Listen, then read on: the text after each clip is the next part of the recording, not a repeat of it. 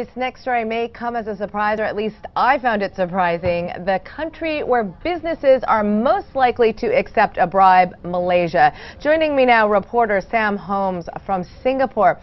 Okay, Sam, quite frankly, we don't hear about bribery as much in Malaysia as we do in places like India or China. So what did this survey find?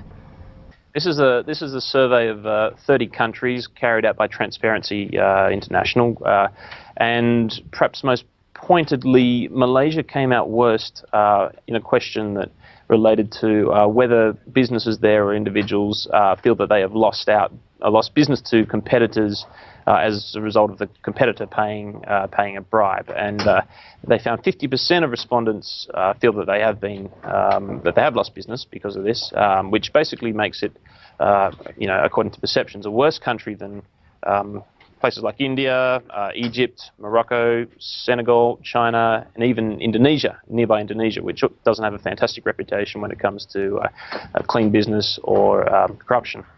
Okay, and about a decade or so ago, Malaysian business was really dominated by a handful of families. Is it still the case today?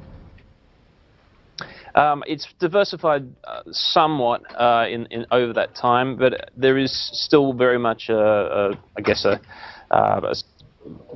by the structure of the economy and some of the policies that are still in place, there is still a large concentration of business held by a relatively small number of players.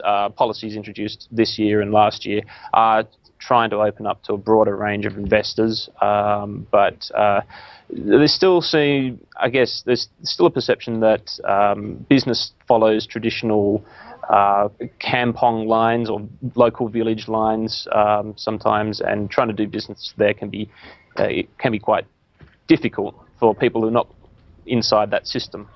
Okay, and Malaysia did introduce an anti-corruption campaign recently. What has the government done to try to cut back on corruption?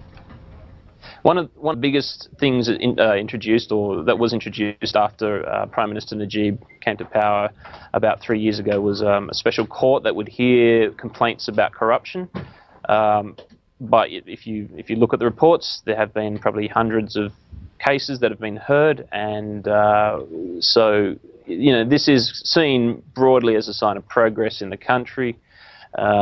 That things are getting better there. Obviously, though, people still feel, perhaps more so in the country than outside the country, that it's still quite difficult to do business or to do clean business there. Okay, and definitely not a vote of confidence for the government, judging by this survey. Thanks very much, Sam Holmes, joining us from Singapore.